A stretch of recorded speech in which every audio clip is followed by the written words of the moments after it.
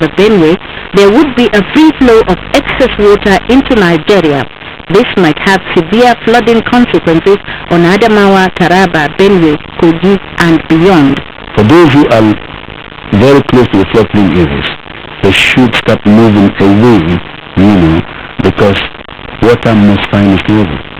And the ultimate destination of this water is the Atlantic Ocean. And so they have their channels. And unfortunately, these channels are so filtered now that it then behoves on all that those there down the developing must really move away. Now, otherwise, if the channels were not that filtered, they would have been able to contain the flow of the water upstream. Aisha Bello Mustafa, NTA News. Well, that report sets the tone for tonight's discussion. Let me introduce our guest to you.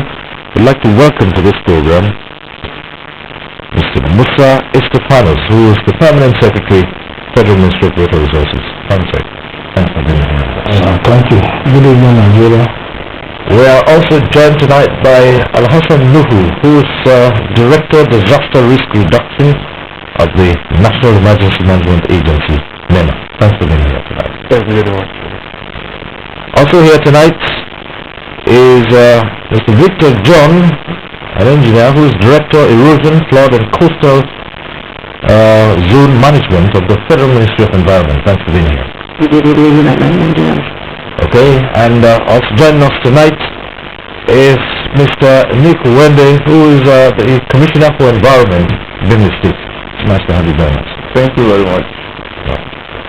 As usual on this program, at the appropriate time you can get to join in the discussion in the studio. The platforms will be on your screen. But let me just quickly add that for those who will be phoning in, do us a favor. If you do get through at the appropriate time, turn down the volume of your TV set. That way we'll avoid the hurlback and we'll hear you clearly. So once again, remember, if you phone in, if you get through at the appropriate time, turn down the volume of your TV set. That way we'll avoid the hurlback or the echo. Once again, welcome to NTA Tuesday Night. Let's begin by looking at how prepared we are, just in case we witness another massive flooding. And let's begin with the Permanent Secretary of the Federal Ministry of Water Resources, Mr. Stefanos. Well, the authorities of Cameroon started releasing excess water from the Lake Abuja. How prepared are we? Yes, thank you very much. The position is that it is the rainy season and the dams have a capacity. Just as the report here indicated, we ought to have built what is known as Daxin Hausa Dam, which is about 20 kilometers up the River Benue from Yola. We have not done that. So the only available option for us now is to ensure that we lighten Nigerians, particularly the people that are the high risk areas, to move away from the river bank. Well, so that's NEMA also came up and the warning. So let's hear you once again. How prepared are we? Well, NEMA as a coordinating body is prepared for the challenges ahead. We have already alerted all the states, the state governments, the state emergency management agencies in the frontline states. We've told them to pre-position materials, to start preparing for temporary shelters, and to inform the community at risk through radio jingles, radio adverts, and also to call state stakeholders to be able to activate their contingency plan as soon as it happens. And here in Abuja at the strategic level, we have done that on Friday last week, having received the warning on Wednesday. We called the stakeholders, we told them of the challenges ahead, and we have already prepositioned materials ready for utilization when the need arises. So I can say we are ready for the eventualities that may happen in case the gradual release of water translates to flooding. We get the views also of the Federal Ministry of Environment. It's been represented here by the Director of Erosion, Flood and Coastal Zone Management. What we normally do is that we know that every year the water from Nagdo Dam will be released. And I think that most of the people that normally live within the floodplain are to be advised to move out. So we try to sensitize Nigerians, especially those people that live within the floodplain, that they should try to move out of the floodplain. So what we have done is that on Monday, the permanent secretary made a press briefing informing Nigerians about what they need to do. On Thursday, we are calling all commissioners and stakeholders in which we want to inform them and want to know about their plans. Because if time is not on our side, because within the next 3 weeks, this water will rise to the level that another disaster will occur. So we want to make sure that the commissioners are well informed and that they can tell the inhabitants that are staying along the river banks that should try to move away from the area part. That's one of those things I tend to do. Well, if you come to the Commissioner for Environment, the Benue State Commissioner for Environment, already the river Benue witnessed an increase in the volume of water, and we're already beginning to see signs of worrying signs, really. So tell us your experience. Yeah, I really wonder how we got to know that we are beginning to see signs, because on our own part, like everybody has done, we have also done the same by giving early warning signals. But our signals are usually being informed by the measures we've taken. So we installed some water instrument reading level. So daily we get the water level readings by the river bank, and we've noticed that it increases every day. So when you said, how do we get to know about the water instrument level? I was surprised. Though we've gotten that, and the usual thing, we've given the warnings like every other person doing, churches, radio jingles, schools, and everywhere. That's our preparation for now. For now. Yeah. So what you do expect that people are well aware and they're prepared to comply, because sometimes you find people are sensitized, yet they're slow in taking up. Yeah, you really talk as if you're used to the people. They're really slow in taking up, despite the jingles, warnings, and everything, and experience. Because we've had this experience before in Benue, the disaster was really bad.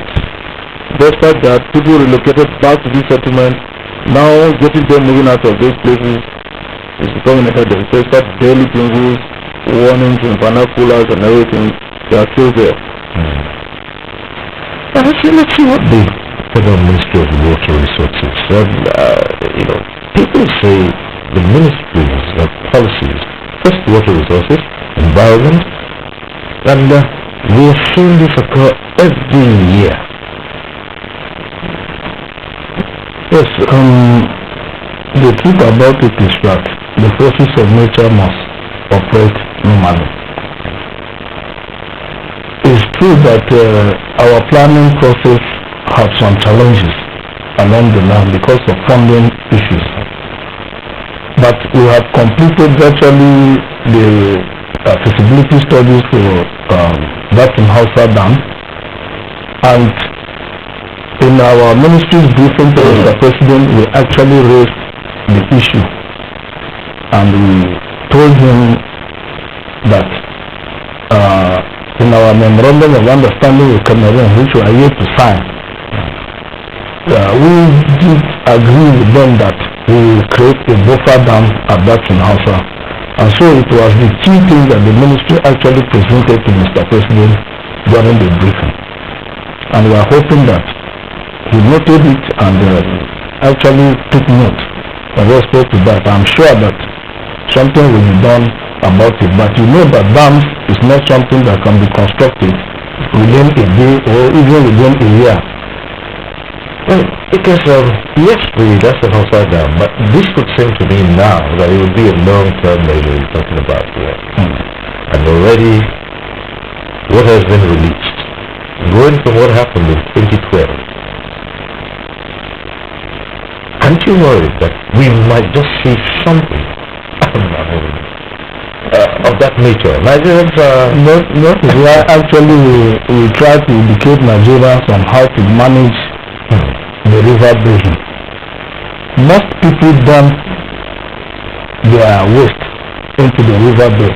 When you do that, you actually flatten the river bed, and then when the volume of water comes, you can easily break the banks of the river too. There are people that clearly know that, just as the commissioner in Benue is saying. There are people that already know that this is where the water has reached last year. Which means it already gives you an idea that the water could still reach there again in the next year. But when we tell Nigerians that they should move away because that is the best option that we have for now, we still find that there are people that are adamant on remaining in such places, and they are always affected. However, for the ministry, we have monitoring stations all over the country, and we try to issue on a weekly basis advice on the level of the river, of the two major rivers that we have in the country on weekly basis, and we inform all the collaborating agencies of NEMA and the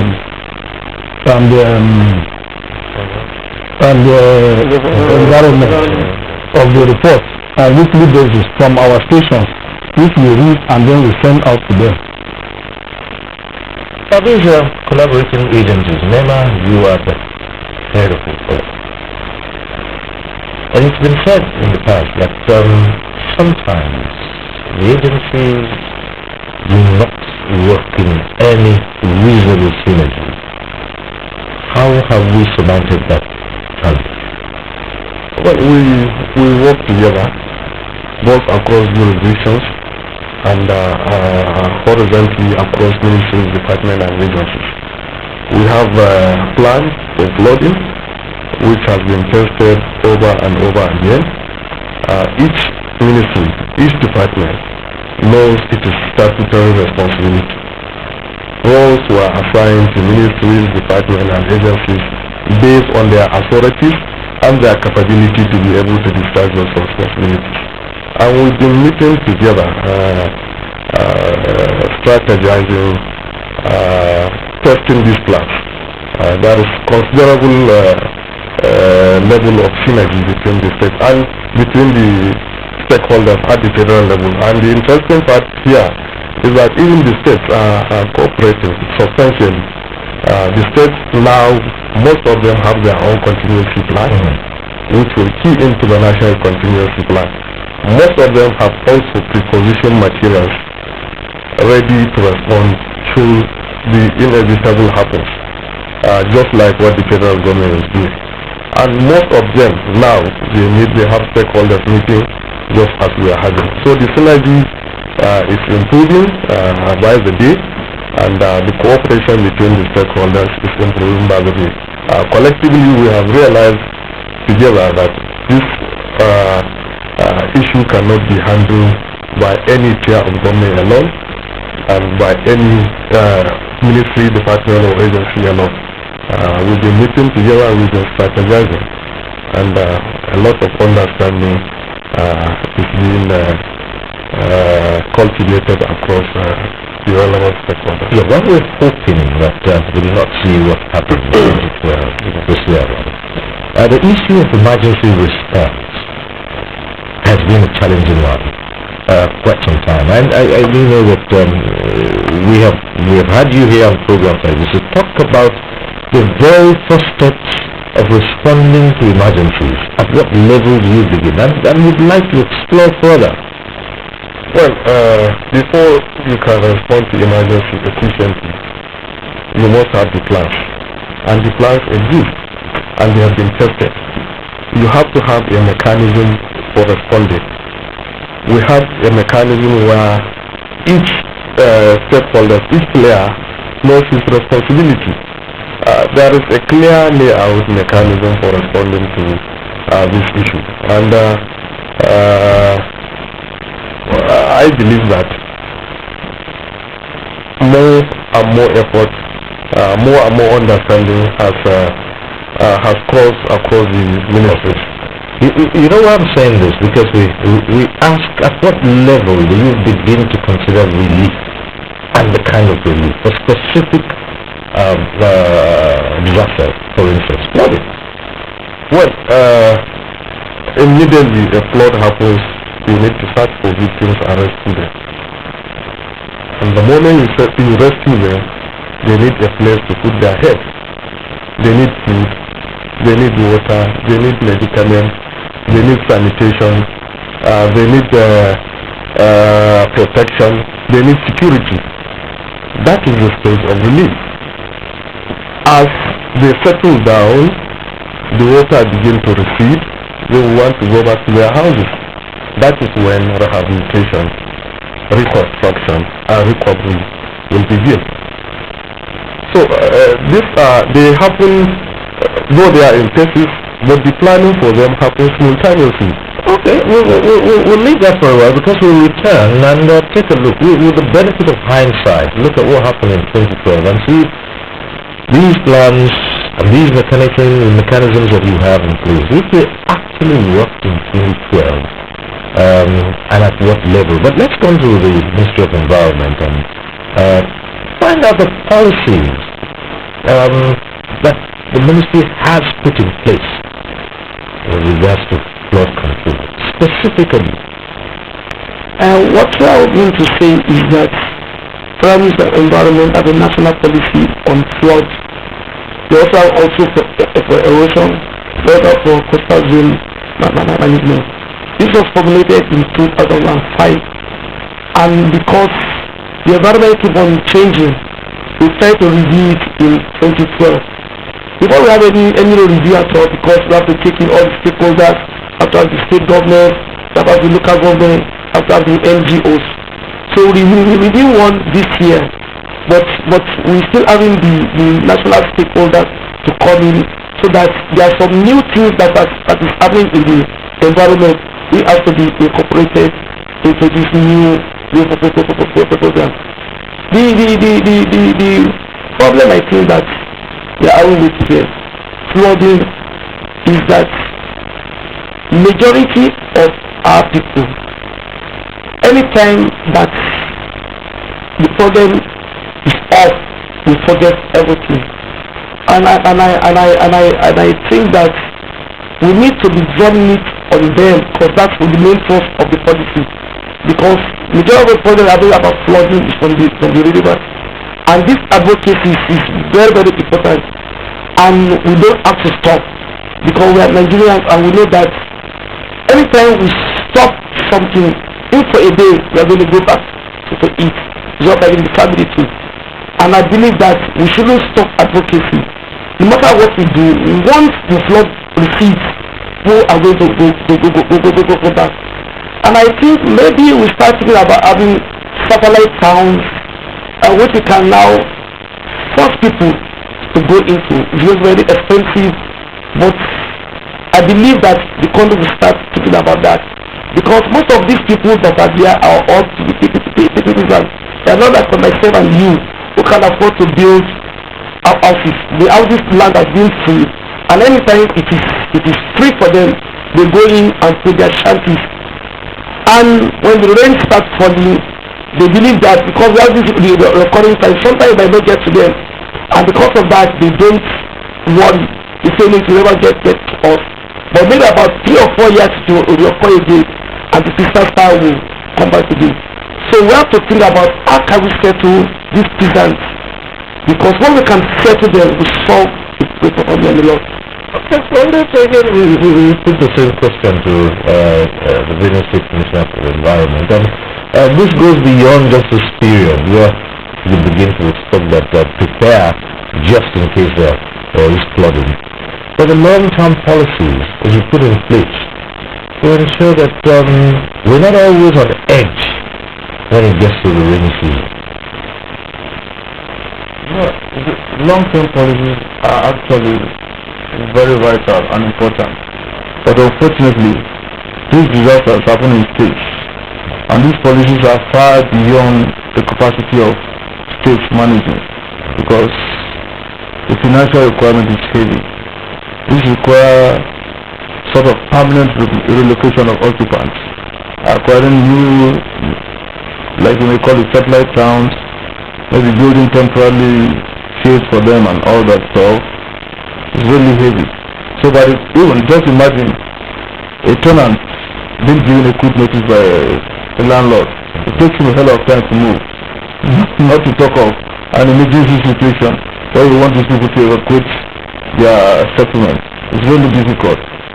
But for these permanent solutions, after moving, like my permanent secretary earlier mentioned, you need to create dikes, dams and all that to cater for this disaster, which is really heavy. It's not easy.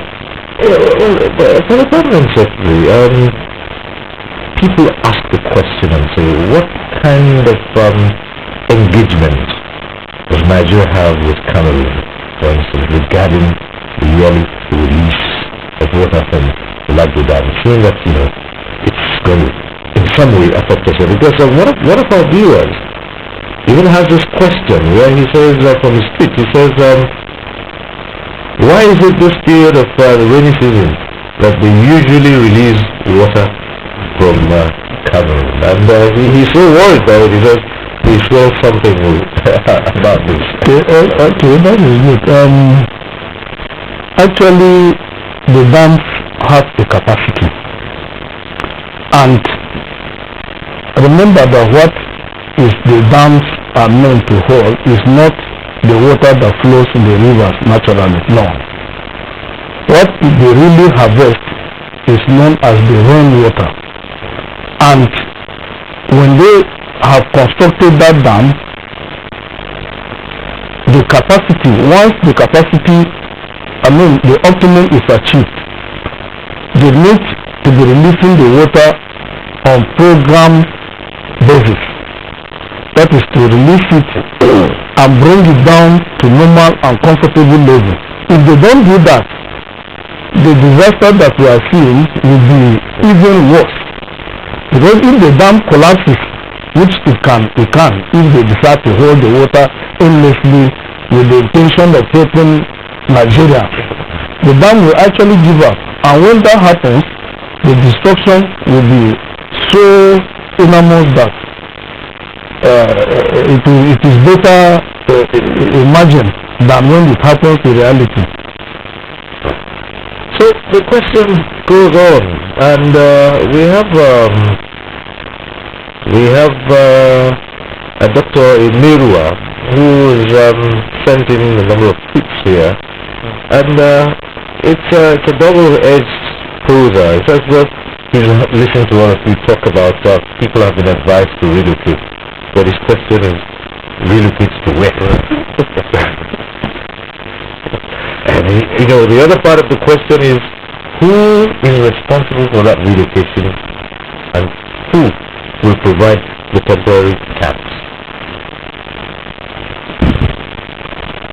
Well, you are the coordinator. Well, it is a shared responsibility between the state, the local government, the state, and the federal government. The states are supposed to designate temporary shelter. They are the location for temporary shelter, and they are supposed also to relocate people from one area to another. Of course, if the responsibility is beyond their own capability, they can request to federal government for support. But in terms of setting up camps, NEMA and SEMA together, depending on the magnitude of the situation. If the situation is such that it's bigger than what the state can do, then NEMA can come in and support them. Okay, we haven't reached that yet. We have just advised people that this may happen because of released excess water from this dam, and this might well happen. And they advised relocate. Again, it leaves that same question. Where? Are there designated places? In fact, let's use Benue now, for example. You ask the people who are living along those coastal areas to relocate. Do you have a ready place where they can relocate to easily? So some people will tell you, this is where I was born. My father, my grandfather, my great-grandfather, yes.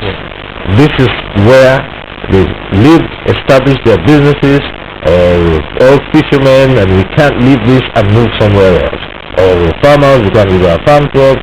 We need to have new land to start with new farms. Things like that happen. Are there any places where you can now advise people relocate, like you've done now? And they say, where? Yeah, relocate to where is really the question.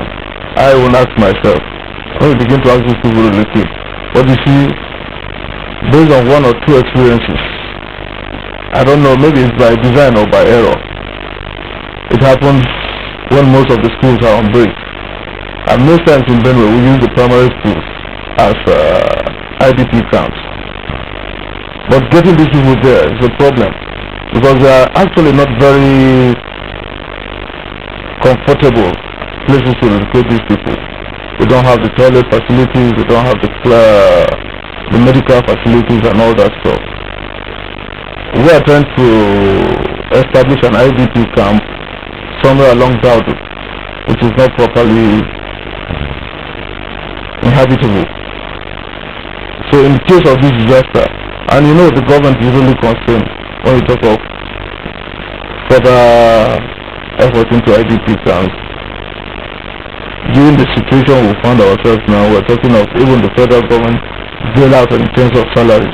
So the little resources you have going to, there is an emergency anyway, but it's really a question. So the best option is, as usual, we use our primary schools, which is not so comfortable. That also affects education. Shut down the schools and how long we.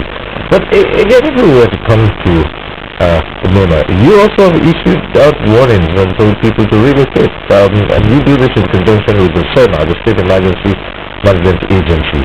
And in terms of providing camps, people have pointed to the fact that most times when there are disasters, victims are moved to schools, just like you said. We never see camps, tents being erected like we see in other parts. And they wonder, why is this so? Well,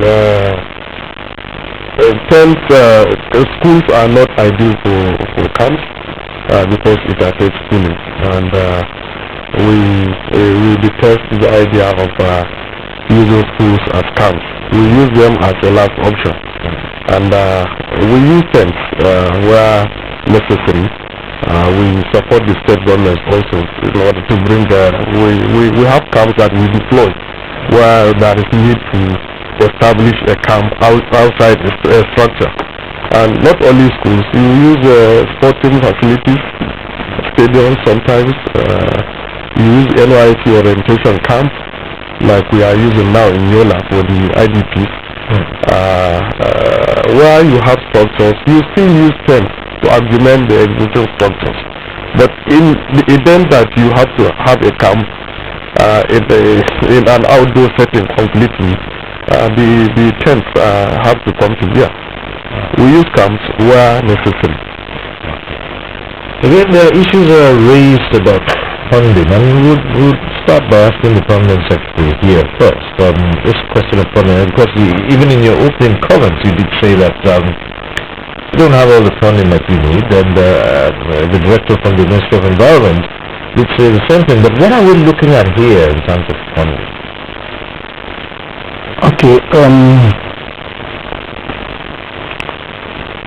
for the long-term plan to contain flood, because if you look at the flooding map of Nigeria, which I have here with me, the two principal rivers, which is River Niger and River Benue, are the principal two rivers we have in the country. River Niger is actually properly covered by the Jiba and Kanji dams, and principally the 2012 flooding was caused by the River Benue. The federal government have been able to contain that by about 30%. We have completed the construction of River Kashmila. What we are looking at now is about 70%, which will cover what is coming from the Lagdo Dam. Although we are yet to impound River Kashmila itself. So most of these dams go for something like about 80 to about 120 billion. And this is something, and the dams also needs to be constructed for a period of about 30 to 48 months. Because at the end of the construction of the dam, just as we did in the case of Kashmila, I said we have not done the empowerment, is because we have left it at the end of the construction for it to cure sufficiently to be able to hold water. So the long-term plan really is to cover about 48 months, and the funding will be something in the region of 80 to 120 billion from the feasibility studies we have. The same issues will go to you too. I still believe that while the use of water resources is clear about the long term, we should also care about the short term. And these short term are things that are cheaper and they are more like early warning system. You can have community based early warning system. In that case, the community themselves, they will know that the water is rising and they could communicate and inform each other. This is what I try to do in some communities, but funding are not allowed to take in the community. So this short term can go a long way while we are waiting for the long time. And I believe that when we get more in this short term early warning system as a community, people that are living there, because they are the custodians of those things, they will know that the water is rising and they can easily move out. Alright, our lines are already open and the calls are coming through. We have this call coming from Port Harcourt. Jonathan is on the line. Good evening, Jonathan. People like to wait and look at the question.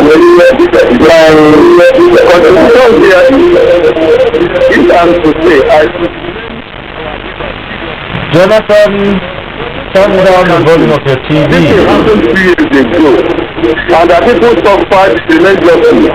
If it were to be an advanced country who suffered this thing, they would have prepared for this before this time. But as people so relaxed, misusing happening as their faces. Oh dear, Jonathan, we did say at the start of this program that if you get through on the line, turn down the volume of your TV. Now, we can hear the echo. That's because the volume of your TV is right up there. You might have to call back. In the meantime, we have this question coming in from Oja Michael, and he says it goes to the Permanent Secretary. Now the question is, can't Nigeria build a dam to counter the Cameroon dam and after the water has been released? Yes, that is what we stated at the beginning here. We did say that in our understanding with Cameroon, because we have a memorandum of understanding which we are yet to sign. In our own understanding with Cameroon, when they were constructing the Lagdo Dam, it was agreed that we should construct a buffer dam known as Datsun Hausa Dam, about 20 kilometers up north Yola. Okay. So that answers the question. That means actually you can, and that's what we're going to do, but that again is taking some time. For Bunyamin, he says, I heard you talking about buffer dam and the release of water from dams. But what happens if the water is not released? Okay, I've also stated this here. It's not possible for us to say Cameroon should not release any water.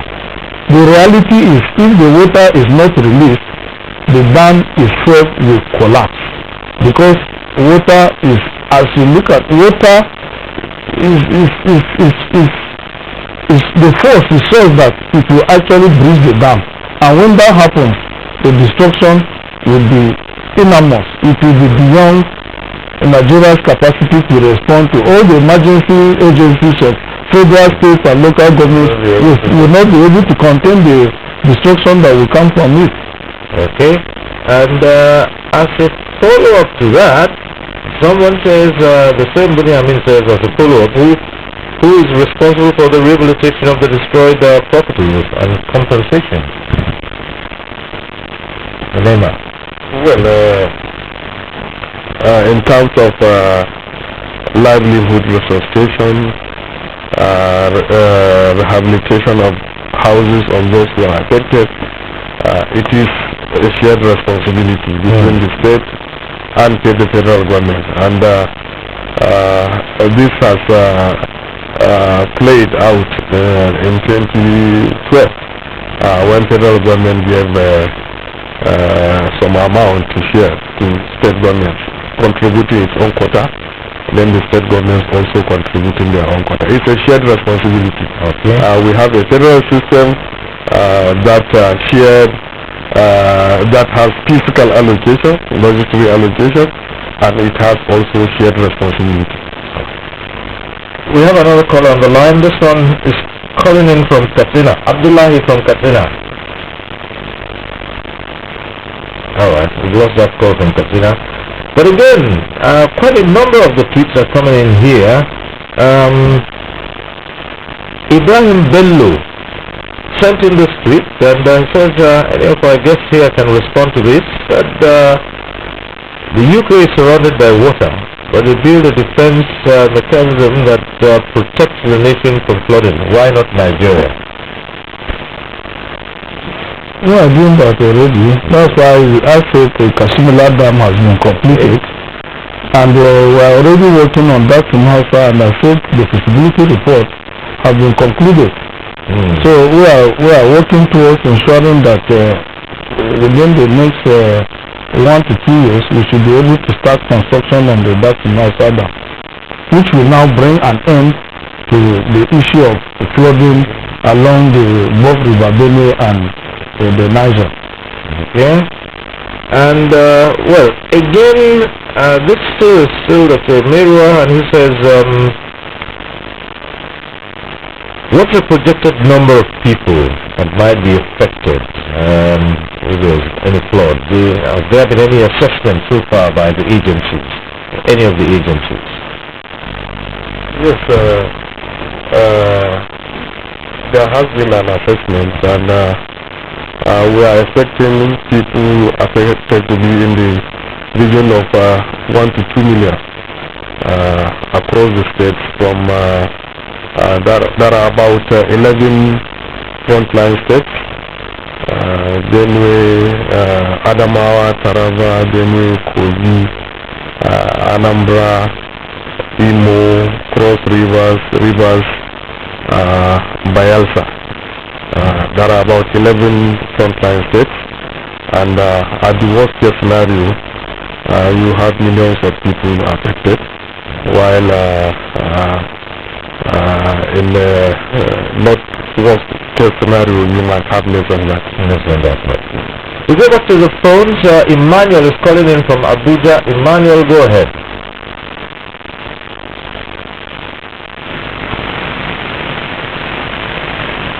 Hello, Emmanuel.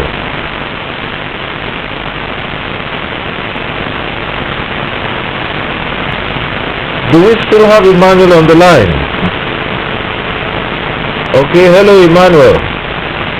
Good evening, Mr. Cyril. Yes. Hello, good evening. Good evening. Hello. Right, go ahead with a question or comment. Good evening, we can hear you now. Go ahead. Hello? Yes, Emmanuel, go ahead.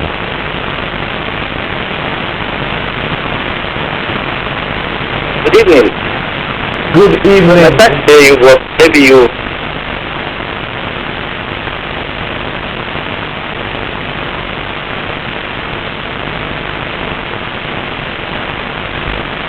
Good evening, Mr. Cyril. Yes, Emmanuel, go ahead. We can hear you. You have a question or a comment, go right ahead. Yes.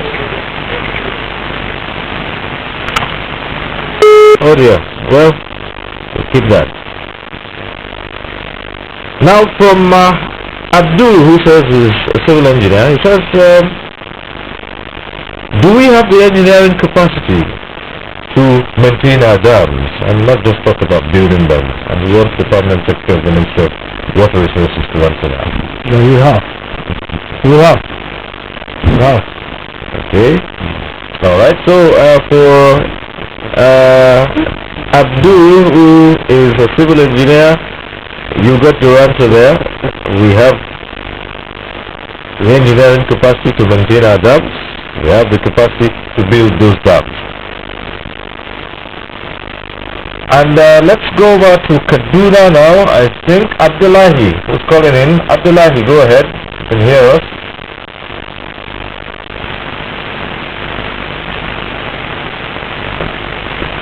Abdullahi, go ahead. Good evening, sir.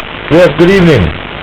I'm Abdullahi Yusuf, calling from Babalena Airport Plaza, Kasombo, Kaduna, Nigeria. Okay. Sir, are you with me? Okay. I just want to ask about the issue of Niger. My question is during Abuja. And what I want to say is... Oh dear, we lost that. Okay, well, Abdullahi from Kaduna will encourage you to call back. We just lost that call. Want you to call back because you're just beginning to say, to ask your question there. Alright. Now, someone here is saying, well,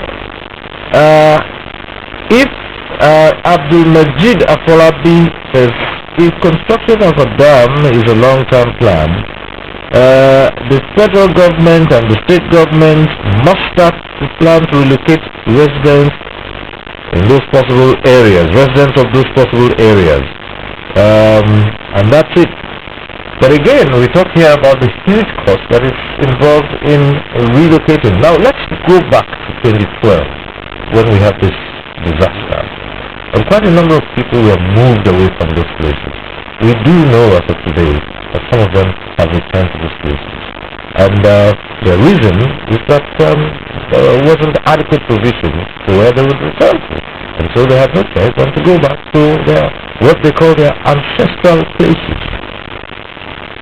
Well, I think some of them went back not because there are no alternative places for them. They went back perhaps because of their affinity to those places, and then because they refuse to adhere to simple advice. If you can go back to a floodplain area, what stops you from staying off the area? If you must relocate, you don't have to relocate back to your houseway. I think it's more a function of affinity rather than responsible authorities at the state not giving them an alternative option to relocate. Because if you go to a houseway, go to a riverbank to build, without authorization, without anybody giving you that land, and you are evacuated because there is a flood disaster, and you still went back to that area. I see it more as a function of affinity to certain sentiment rather than having another place to be able to go back to. Okay, we go back to the phones. Mohammed Mustafa is calling in from Jos, and Mohammed, just go straight to the point. You know how the lines can be erratic. Ahmed Mustafa from Jos, just go straight to the point. Hello.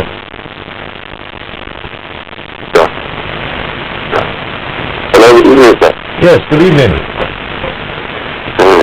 My question here is that no matter those kind of flood has been happening, the NEMA and the rest of big agencies, they used to, I think they have their offices in the federal capital, but they're supposed to have a place that people may be easily to migrate to go there. But as of now, they normally go back to primary schools, secondary schools. So that's not supposed to be as a Nigerian. That's my contribution. They have to take care of that. All right, thank you.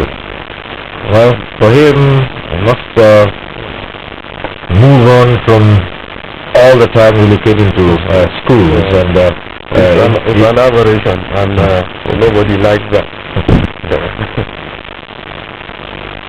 Well, this one is from Emmanuel Okole, and it goes to the Benue State Commissioner for Environment. It says sensitization is very important in the case of Benue, because the people here are ignorant of the possible dangers. Yeah, that is true. Sensitization is important, and that is what we have actually been doing. But it's not that the people are ignorant, but it's because the people are stubborn. We've done a lot of sensitization. We have 3 major tribes in Benue. We have now advertised jingles in Tiv, which is a major tribe, Idoma and Igede. Play your radios at every 30 minutes, 1 hour, the jingles are on, but the people are still there. So it's not about ignorance, it's about persistence, or like the Nema man said, some kind of affiliation, or I think a kind of state. But it's unfortunate anyway. Sometimes you may seem to understand with them, because you have some graves where they bury their loved ones and all that. So parting away with that kind of affection sometimes is difficult. It's not about sensitization. There's a sensitization, I think, is becoming even disturbing about the issue of operating flood-prone areas. Okay? The sensitization, I think, is high enough now. Alright, from Betty Al-Amin says, how do you have a community-based early warning system without trained volunteers from among the communities? I believe that any of these community-based early warning systems, the villagers are trained in how to use, and there's many levels. In fact, those ones that we have now, we bought for them a cell phone, which they can phone us in the office when the gauge has reached a certain level. If they see within a certain level, they communicate with the head of the village, and is aware. And with this, they keep on warning people. But there's no way to have a community-based the system without it, because it's for them. It's not something that someone is going to. It's not web-based, but it's for them. So the communities are involved, and that's why I'm of the opinion that we need to build more of these things, because that's the short-term solution to flooding in Nigeria. Without that, every other thing that we do is going to be high-speed, and because, like I said, most of these people are just part of that land. They farm, they fish, they do everything there. Because during the dry season, it's like if nothing is going to happen. And for them to be able to know that something is going to happen is something that they are used to. Once they see the gate rising gradually, they know the flood is coming and they can easily move out. But for the other one that we have to sensitize them. They might not want to, they will listen to us, but they might not do what we want them to do. But with this one, because once it has happened, the following year, they know that it is real. So naturally, for them, they move out of the place. Alright, we have another caller from Ilorin this time. Yusuf calling in from Ilorin. Yusuf, go ahead.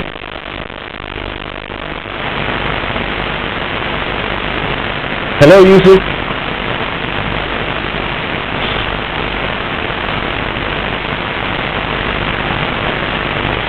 Is Yusuf still on the line? Hello? Hello, go ahead. Can you hear me? Yes, we can. Hello? We can hear you, go ahead. Hello? Hello, we can hear you, go ahead. Yes. Hello? Yeah. My contribution is this. Right. My contribution is this. The issue of the coastal region and telling people to try to say people who don't want to live there, I don't think it's an issue. Once the government is ready and wants to really carry out this as a matter of policy, we can tell them to go. It's about me. If we have the will, if the government has the will, we can make provision for them.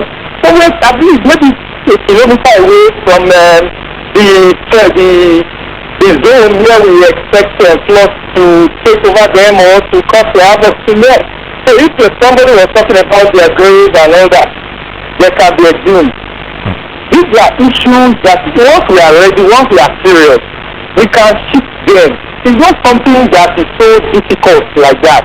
And I think if we are serious as I speak to people, see, I've been involved at some level where as of last year, we're talking about campaign, and we maintain the campaign with somewhere like Ilorin, when we are supposed to go to places where we are expecting floods, and things like that. This same thing happens in places in those areas where this flood are expected.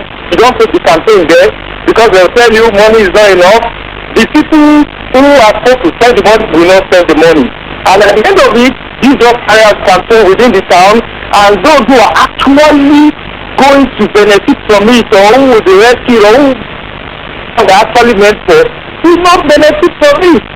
So we should be able to look at this and compare all these long story things and see how we shift these people from those zones that are exposed to, those places where these accidents are. Accident now, this issue of flood, in fact, it's not even an accident because we are expecting it. So if we are expecting it, and somebody is telling you no, why is it that at the end of it, we now forcefully move them? If we can forcefully move them in a way that everyone will know that in a civilized way, this is just my contribution. Thank you. Alright, thank you very much, Yusuf from Ilorin. Well, I guess here we'll address that. It's possible to forcefully move people of those places. I will comment on that. But for now, we'll take a short break. Stay with us, and then Tuesday when we return, we'll look at other issues to do with flooding. It's not just the release of water from Abuja and Cameroon. We also have other issues that can contribute to flooding. Stay with us, and then Tuesday Live. We'll be back shortly. The struggle for independence had been a long and tough one. Our founding fathers and compatriots sacrificed their comfort. Because sometimes we just need little money to do the media work, and because they believe that it's government and they will leave it, becomes a big thing, and government will now go back and spend a lot of money. Just like we said about flooding, we still need sensitization, but we need to do maintenance of most of the things. Without them, for the going back to square one. Alright, comments of this. Actually, I was just thinking as he was talking I don't know, government may have to take some steps in respect to polythene bags. The way you go to the market, each time, each shop you go to, they give you one. You go to the next one, they give it to you. Probably we should think of doing something about all of this polythene bags lying everywhere, from the water we take, from the shopping that we do, and so on and so forth. If government can make a decision and decide that paper only should be used, paper bags only should be used when you go for shopping, it may help us in this area, because these things actually block drainage, and they do it very effectively because of the material in which they are made. And there is need for Nigerians to actually improve on their own environment. How you dispose of your waste, how you dispose of your domestic waste. There is need for us to take steps and do something about that. Well, we back to the phones now. From Kaduna, we have a caller. Hello. Yes. Cyril. Let me go directly to my contribution. My contribution is in respect of the release of water from Nigerian. I think that the Ministry of Water Resources, Ministry of Environment, NEMA, and other relevant bodies, that they should delegate some people to meet with general agencies in order to deal with more of such relief, also regulate the release of water and the content as well, time and content of said water, so that this will give at least an alert before the third flood. And secondly, that the authority mentioned earlier that they should not be tired and educating and enlightening people within the jurisdiction about the danger attached to the flood. That's my contribution, Mr. Cyril. Alright, thank you very much for the name. Okay, still on the issue of human activity, the way we dispose polythene bags and domestic waste and other matters too, we find that drains are regularly blocked. Gutters, culverts, things like that. Well, I think just as authorities have responsibility to construct these drainages, the communities have also a responsibility to ensure that these drainages are not hindered and are well maintained. And the only way to achieve this is through sustained advocacy, sustained awareness creation. This can only, when you keep drumming it into people's heads, they get to hear it. They say DRR is like it's like a wife. No matter how long you stay with her, you have to keep telling her repeatedly that you love her before the relationship can be fruitful. So you have to keep drumming it into their ears. If they don't hear today, they will hear tomorrow. That's the only way to get it.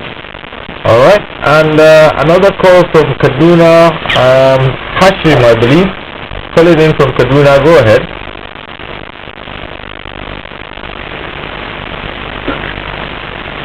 Hello? Hello? Yes, go ahead. Hello, good evening. Good evening. Hello? Go ahead. So, let me go ahead. Hello? Hello? Just go ahead, please. Go ahead. I can't hear you. Hello? Hashim, go ahead. We can hear you. My contribution is that, like here from Kaduna, at Kaduna River, that is 2 years later, there is a building now behind the Kaduna River, almost 200 meters ahead from the river. There is a space there.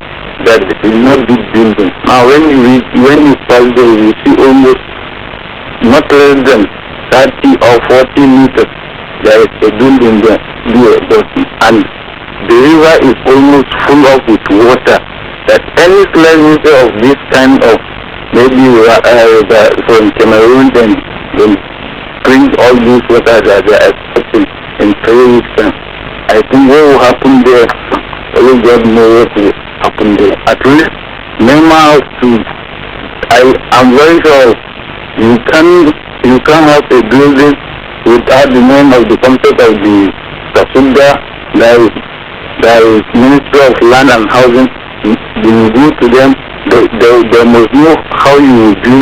At least when those people start all these buildings, they have to stop them, tell them that this place is very close to river. At least they will go and look for another place to do. Highest now, when you follow that river Kaduna, you see almost 10 meters and 100, not less than 40 to 50 meters behind us.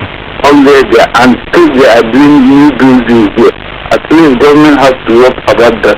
To go, maybe now after the flood now they will come to make without compensation all this NEMA, maybe looking for them for the help.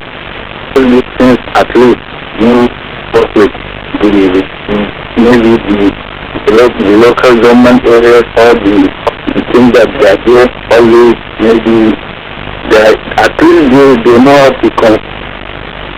Because the place is a new area and look at where they are building. Very close to the river, and the river is almost full up with water now. So that is my contribution. Well, thank you very much. Well, that's another angle to it. People go and construct buildings close to the run of water, and this again obstructs the flow of water, not lead to flooding when there's heavy rainfall. How do you begin to enforce the correct practices when it comes to construction and maintenance of structures? Yeah, I think that is another dimension to this problem, apart from the Lado Dam and Lake Nile flooding. The internal or local flooding is another problem.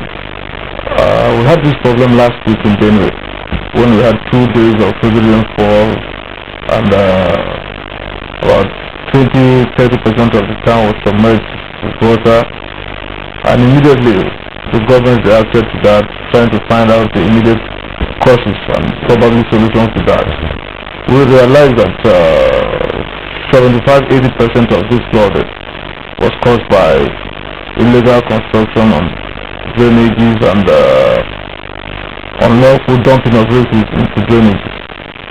So we have now given a warning, an ultimatum for people to demolish themselves these illegal structures or face lot of the law.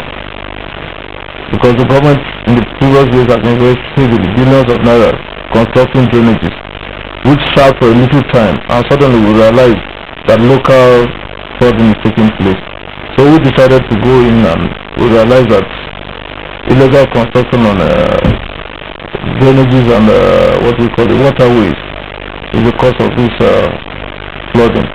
And I think by the time we do these demolitions, we won't have these minor flood problems again.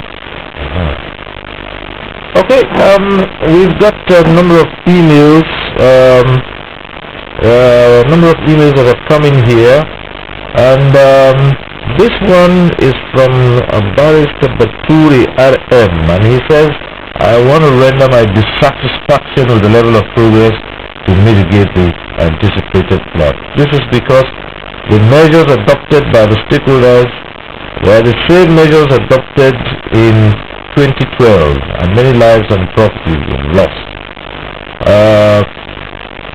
We can't use the same methodology year in, year out and expect to achieve greater results.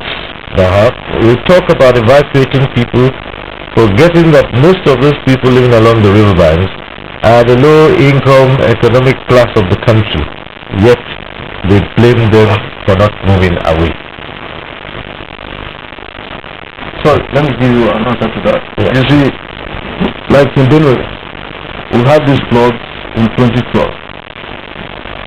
After this flood, people started relocating, and the government tried to caution them, and their response was so simple, that they've lived by the river bank for over 40 years. This has never happened before.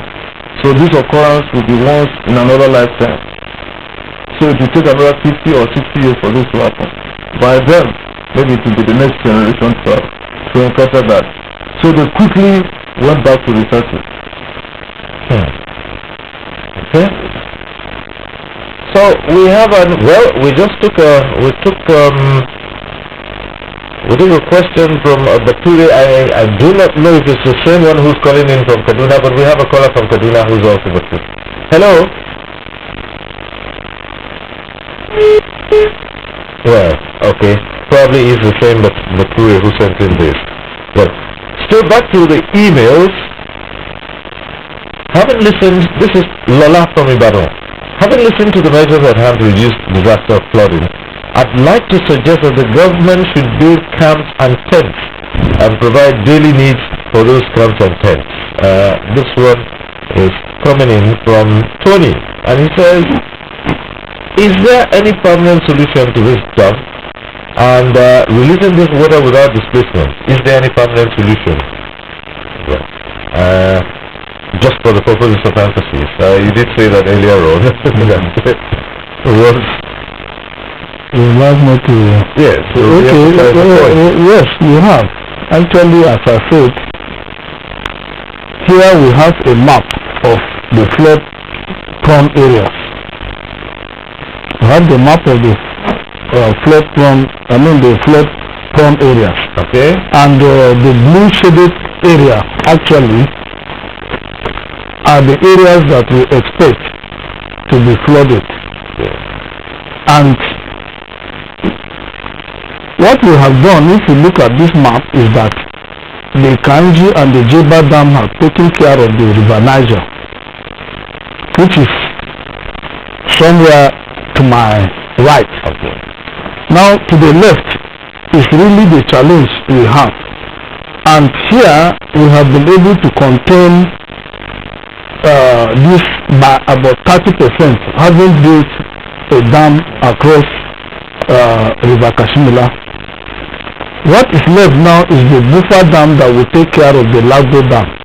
So it's something that we cannot do in the day, in the month, in the year. It's something that will take sometime between 36 to 48 months.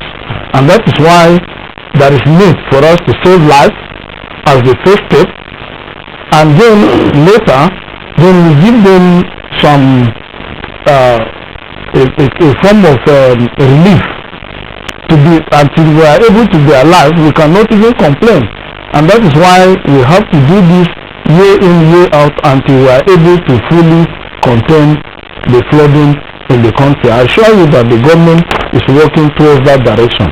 Thank you. All right. Okay. And Mrs. Momo we have, who's calling in from Port Harcourt. Mrs. Momo, if you're on the line, go ahead.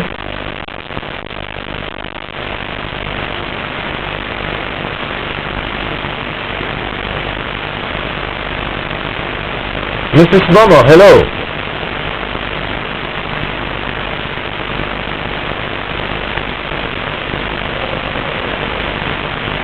Hello, good evening. Good evening. Hello, good evening. Yes, good evening, Mrs. Momo. Go ahead. Hello, good evening. We can hear you. I believe that your name is on the screen, so go ahead. Hello, good evening. Hello. We're waiting to hear your question or comment. Good evening to all the girls in the studio. Right, just go ahead with your question or comment. Okay. Please, I want to find out. These are IDP persons. Is it just when this flood is coming up that measures will be taken to protect and protect them? Can't something permanent be done for them before now? are there no measures put in place before now to be sure that people don't run shelter, considering that there are going to be pregnant women, nursing mothers, underage children that may not be able to fend for themselves and work by themselves? Thank you. All right, thank you very much. Well, as you rightly said, it's good to designate temporary shelter before an emergency occurs, and this is what we have been advocating the states to do. We have shown them, based on the mapping produced by GIS, the vulnerable areas, the safe areas. The safe area is the area that a temporary shelter can be created. But we are about to having permanent buildings at IDP camps, because camps are always a last resort. We don't want to have a situation where we have buildings that remain permanent camps, because they become sometimes it's difficult to win people out of these camps, and they are supposed to be there on a temporary basis. As soon as the emergency phase of the disaster is over, they are encouraged to relocate back to their respective houses. Camps are there when there are needs for them. If there are no need for camps, we don't erect camps. Okay? Right. We have Emmanuel. Hello, Emmanuel. Hello.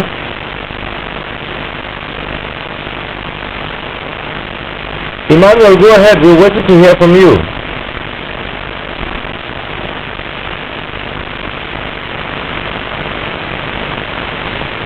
Hello? Good evening. Yes, good evening. Yes, I believe you can, I cannot hear you, but you can hear me clearly. Yes, thank you. Can you hear me? Yeah. Hello, Mr. Cyril. Yes, we Okay, can let hear me you. go ahead with the contribution, please. Go ahead, please.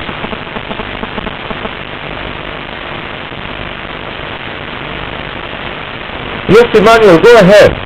All right, my contribution is this. First and foremost, I want to appreciate the job you two are doing. Then, the Commissioner of either Commissioner of Environment from Benin State sitting with you, I think first and foremost withdraw his statement by saying that the people who are staying at the riverbank are stubborn or whatever. I think he should apologize to his people, because he is on air. He should not use such words. Then, secondly, talking about flooding in Nigeria, I think it's a very big menace that is slapping on the faces of Nigerians.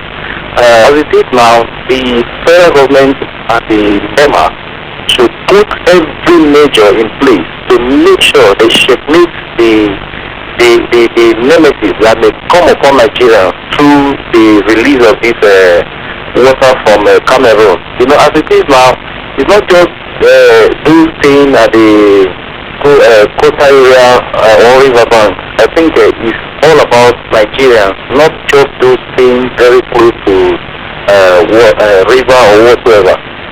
But all I'm trying to say is that Nigerians are looking forward to environmental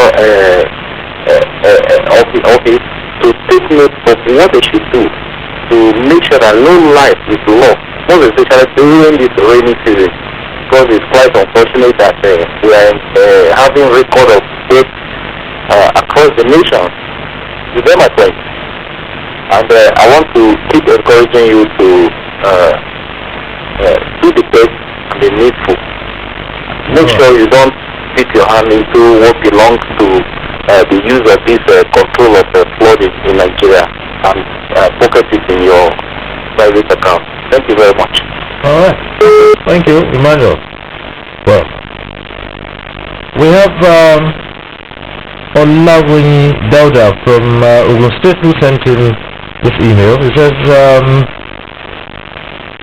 it is not easy for the residents of any area to relocate just like that, as nobody is comfortable in Nigeria, even the so-called money bags. It is incumbent on government to provide a permanent solution to the problem by building or creating a new town where low-cost houses with all necessary amenities are provided. But before we take a response to that, let's listen to Michael, who's calling in from Abuja. Michael, go ahead.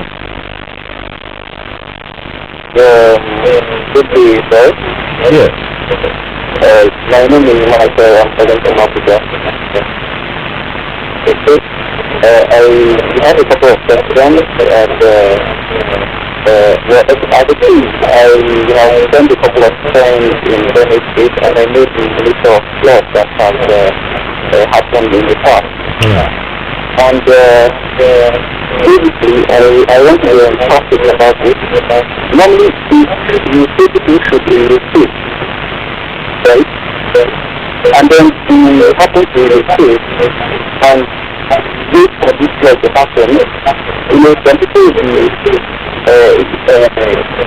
normally they want to go back if the flood doesn't happen in a given time frame. So basically my question is, do you know when this flood would would happen? Like, do you have a time when you expect it? Because we wouldn't decide for you to get people to relocate, and it's 2-3 weeks, 1 month, no flood comes to get. So do you know, is there something that lasts us that this flood is coming? That's question one. Secondly, after having thinking about that building dam, exactly that way forward, can we talk of dredging these rivers, the Niger and the Benue, that I think is an alternative to not an alternative, but to complement building dams along with the river line. And then also, we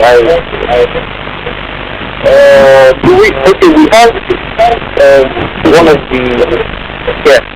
You showed us a map of floodplains. Yeah. And then, that map, I guess, is an approximation, basically. Do we have, is there anything that points exactly to the exact areas where this flood is bound to happen, so we don't get distressed people who obviously would not fall in this floodplain? But you see, all those who are in the floodplain should relocate. So obviously everybody in Masabi, for instance, will have to relocate. Okay. The whole of Masabi is the floodplain. So do you have an exact area that, we should focus on, because we think looking at 2012, because we know we have an area where it actually happens. Okay, so that's a question for this arriving for let's just look at the for now. Thank you. Okay, thank you. I get your point. Well, first we have both the Permanent Secretary of the Federal Ministry of Water Resources and the Commissioner for Environment and Leadership. He referred to the map which you showed, but he'd like to know there are specific areas. So obviously, the areas you alluded to in green is not just all of it that's prone to flooding or that are expected to be flooded, because you can't relocate everyone from those places. I think, is there anything to show a specific area? Yes. Thank you for that question. You see, the map shows the flood-prone areas. There is no way we know that these are the places that have been studied over a period of time, and we know that flooding can reach up to that point. It's not the whole of Makurdi that will be affected, just to answer your question directly. Because of course, if you live in Makurdi, you know that there are some places such as high level and so on. No matter the flooding that will come, it will never reach those places. But the thing is, there are actually the river bank areas, very close to the river bank areas, maybe in the range of about 10 to 15 meters away from the river bank area. And then places where like the Wadata areas, which no matter how small the rainfall is, actually maybe 2-3 hours of rainfall, and because of the human activities, actually they are flooded, and all of these have been included in the map, but certainly not the whole of Makurdi. Okay. Yes, you want to add to that? No, the partners that the answers are very well founded to be like doing Makurdi places. Like he rightly mentioned, the high level areas of Makurdi wouldn't be affected like the name implies. But the Wadata areas which supposed to be close to the river bank actually affected. And most times it's up to 1 or 2 kilometers away from the river bank, not just a few meters away from the river bank. Okay. Alright, but let's cut back to the human activities and the way we do our buildings and all that. But it's been said that many a times our cities or towns are prone to issues like this because we don't take adequate care, consideration in planning for things like proper waste disposal, waterways, and things like that. And even the modern cities in Nigeria, I mean, you go around Abuja, for instance, which is supposed to be the most modern city in this country, and it rains only a few hours, and places are flooded. I believe that if the master plan is good, all the drainage parts and the located, and the plants are strictly adhered to, there will be no flooding. But like we know that in Nigeria, sometimes we have some areas designated as flood-prone area, or some they leave, and we will now go and build. And when the place is not fully congested, you will not see the problem. But with time, because the water part has been blocked, and as such, the place becomes flooded. I believe that the regulation about where to build should be strictly enforced. If we don't do that, Abuja will just become like what as in Lagos, where people build them, and the part should be fully enforced. And I believe that any house that we build on the drainage part, because it's not only this arm to himself, but being arm to the whole identity. And such houses should be all the members, and the drainage part should be put in it.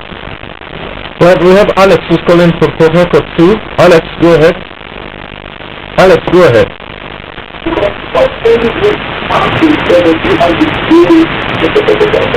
Yes, Alex. And I can hear the echo from your TV. Alex, can you turn that volume down so we can hear you? Yeah, good evening, Stober. Yes, good evening. I am just following your program, and I want to stress on the importance of accountability within your... Hello? Yes, go on. Hello? Go ahead, please. We can hear you. Hello? We can hear you. Go on. Hello? Alex, go ahead. We can hear you. I am still talking about accountability. And I think because so many people take advantage over issues like this when there are disasters and they want to get there. Okay. Well, we lost that call. Let's hope we can call back later on, Alex. And that's why we always say it's important as soon as you get to just go straight to the point. Because we know that the lines can be erratic, and we will have these drop calls all the time. All right, and this is Oja Michael still, and he is still referring to Makudi. He says just a small rain and there is flood everywhere in Wadata and Dimiti. What is the state government doing about it? Wadata and Dimiti. Well, maybe I should emphasize once again. After the last rain, we had 2 days persistent rainfall last week. The government decided to carry an immediate action by visiting these places and trying to find out the immediate causes of that. And we'll be looking here, what were the causes? Building on waterways and blockages of drainage. So those were the problems. Alright. Mainly it's because the drains have been blocked human activities. Yeah. So what happens to people who consistently engage in? Yeah, after our findings, we issued our warnings and advise those affected to assist the government and advise those who have done it to themselves demolish those structures and clear off the waterways before the government takes its own action. Okay. All right. Abubakar is calling in from Abuja. Abubakar, go ahead. Hello, Abubakar. Good morning, Mr. Cyril. Yes, good morning. Oh dear, that's it. We lost that call from Abubakar. But just keep the calls coming through. We might just be able to take one or two before we round up. This one, the problem with disasters says, like flooding in Nigeria, that experts do not make the public or communities be a part of their knowledge.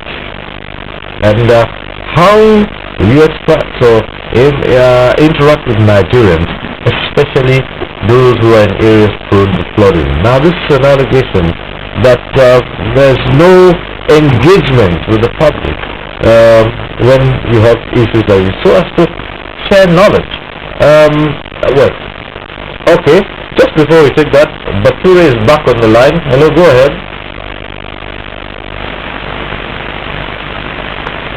Hello, Bature.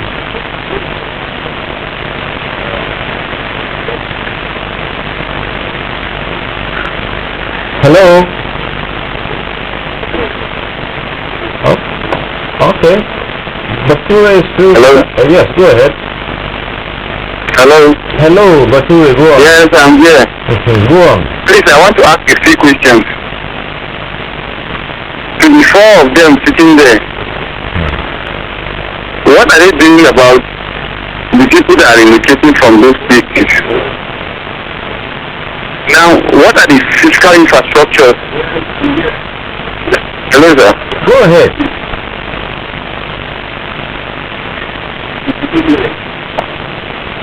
What are the physical infrastructures?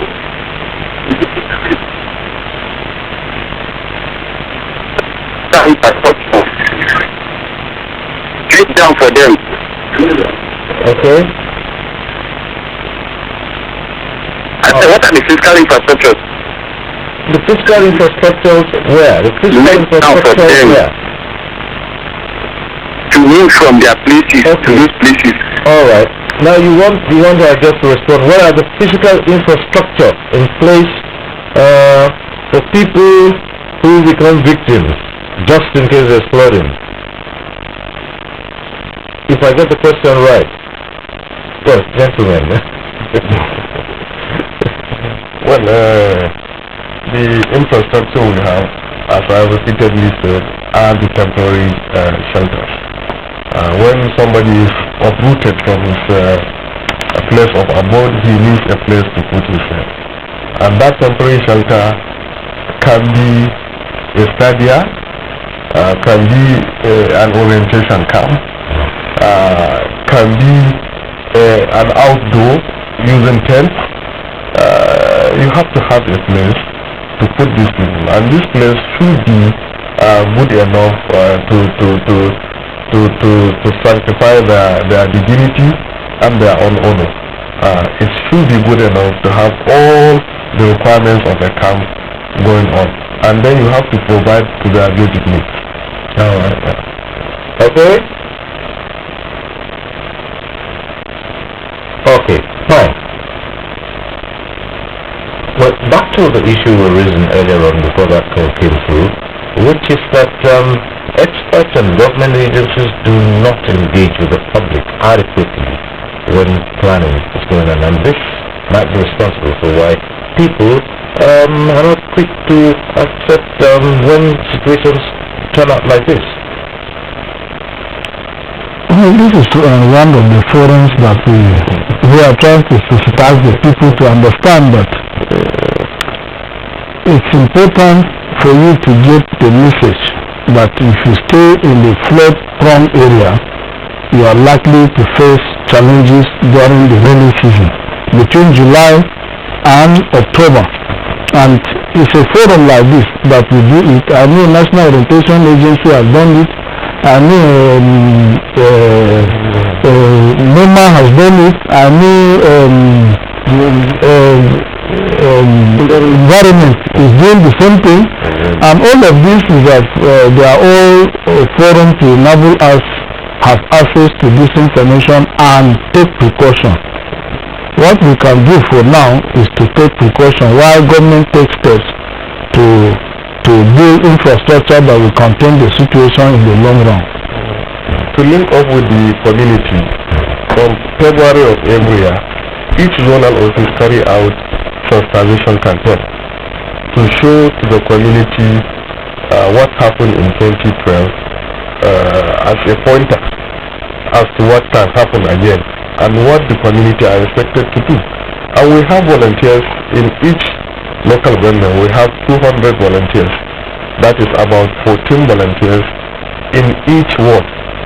And in each these 200 volunteers, they have basic skills, basic knowledge, basic information of the basic things to do in case of emergency.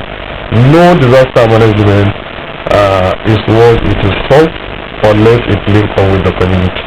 And the hierarchy we have, the same as house, they support the local government emergency management committees, support neighborhood associations, neighborhood groupings, community associations to be part of the local government process.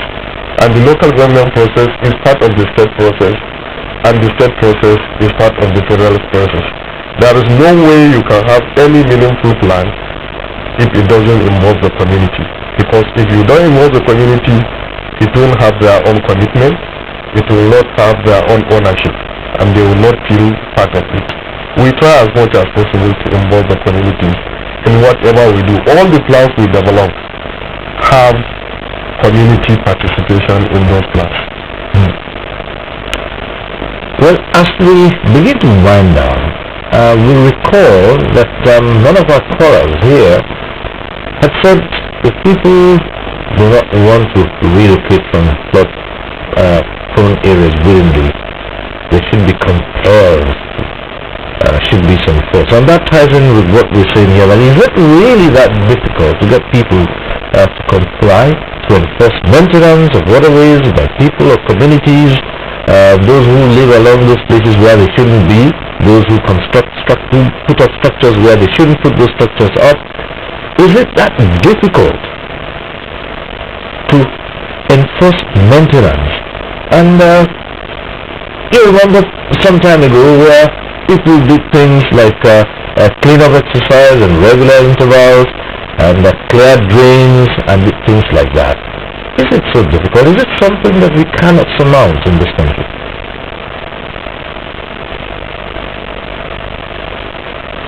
No. Human beings being what they are, I think sometimes it's difficult. Like the other caller for that on act. It's actually difficult because the popular saying says you can take the horse to the river, but you can't force it to swim. So sometimes you have this regular sanitation days every last Saturday of the month where I fight within here. I decide to clean, he doesn't decide to clean, he cleans, another man doesn't decide to clean. So you may have a free flowing drainage at the other end and the other man doesn't clean. So how does it go through? Some people are willing and some are not. So it's really difficult to make it go through. So, with the environment, I believe that we need to educate people very well. What we normally do in the environment is this: once we have any projects, we try to put in advocacy. We try to sensitize the villagers or the people that this project belongs to them, because it is very, very, very important that they buy into it, and that if they maintain it, it's going to last for so many years. And I think we have achieved a lot of progress with the recent project we have done. And I think that we just keep on have to be telling people that they have to change their ways of life, and that we need to keep the environment very clean, because this environment is for us. If we injure the environment, our children will not have anything. And that we keep the environment very clean. We make sure that we tender the environment. We have the greens, and in future we'll appreciate what we have done for ourselves. Okay, and to cap it all up, we have again Abdul, who has sent in this tweet and says to the Ministry of Water Resources, really young, vibrant graduate civil engineers should be sponsored to study about dam engineering, and he even suggests that we can borrow a leaf from China. Yes, very good question. Actually, yes, very good suggestion. We have an institute in Kaduna known as Water Research Institute. That institute has a lot of collaborations with our universities, and we have inputs across the globe. We also interchange students with China. We send our students there, we send them also to Israel. We have some institutes where we send some of our engineers to these places to study, to understudy some live dams, and then even issues relating to breached dams, collapsed dams and so on. They go there to study them and understand all these issues. And we actually interact with we have a lot of understanding with most of the countries of the world. You know, water is described as life. Water itself is life, and it doesn't have a boundary. That is why what is happening in Cameroon can affect Nigeria. So if you want to study water, even as Cyril used to say, it has no enemy. And that is why we need to know that you can collaborate with anybody. Even Cameroon, that we used to have issues of boundary with them, we have understanding. They wrote us, they alerted us on this, gave us the date that they will be releasing water from the dam. That is to show you the level to which water can make enemies become friends. Alright, and so far we've talked about what we've put in place here. This final email from Mutuaimi goes on to say, what is Benue Commissioner doing to solve this problem permanently? And the reason he's asking this is, I believe we should be working on permanent solutions. And he goes ahead to say the Nigerian Society of Engineers should be tasked to source for local input instead of reliance on foreign inputs. And finally, why are we planning to tackle disasters instead of preventing disasters? And worst case scenario, suppose other countries on the river Niger open their dams at the same time, what will happen to us?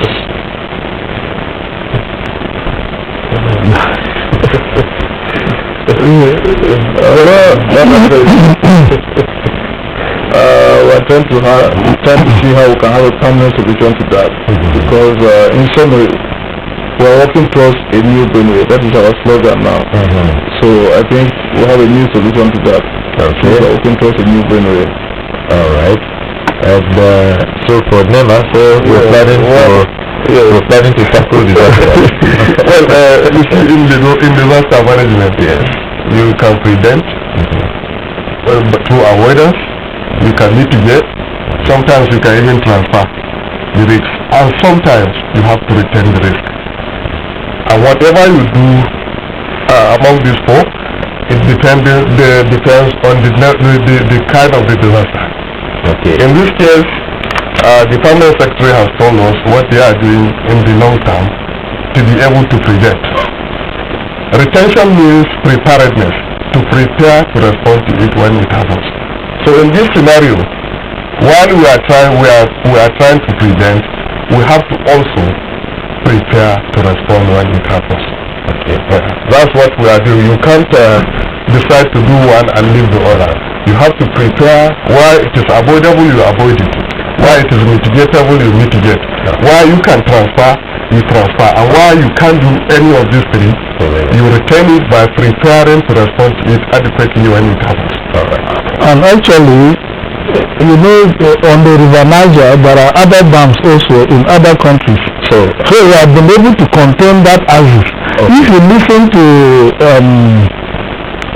my friend from Noma, he listed the states and all of them fall within the Benue axis up to the coastal region. That means we are doing something actually to do that. Even if they open all the dams on the River Niger side, we have no fear because we have already created buffer dams to take care of those ones. Now we have even achieved 30% of what is required on the Benue axis. What is required now is to take on that from Hausa Dam, and then before you know it, this will be a thing of the past. Alright, so another thing that I want to say that we have not escaped our mind on this discussion, we talk about the climate change. And with climate change there can be rise in sea level. And Nigeria is not prepared if the sea level rises. What happens to all the I think that is one thing that we have to think about, because if the sea rises by just 1 inch, most of our shoreline will all flooded. And I think that is one of the things that we want to present to the federal executive when discuss today. Federal environment is trying to put on a position paper because it's a disaster that could happen at any time. Okay, alright. So on that note, we'll have to leave up this discussion and we'll take it up some other time. We'd like to extend thanks to all of you who come in here. Permanent Secretary, Federal Ministry of Water Resources, Musa Estefanos, thank you for being here. Thank you. And for Director Disaster Risk Reduction of NEMA, Al-Hassan Nuhu, we also say thank you for being here. Thank you very much. And for the Director Erosion, Flood and Coastal Zone Management of the Federal Ministry of Environment, Victor John, thanks for being here. And also thanks to the Commissioner for Environment, Benue State, Nicholas Wendy. Thank you for coming here. Thank you. And to all of you who've been part of this program, we also say thank you for being part of it. Next week we'll reach you again on NT Tuesday Live and Cyril Stober. Bye for now.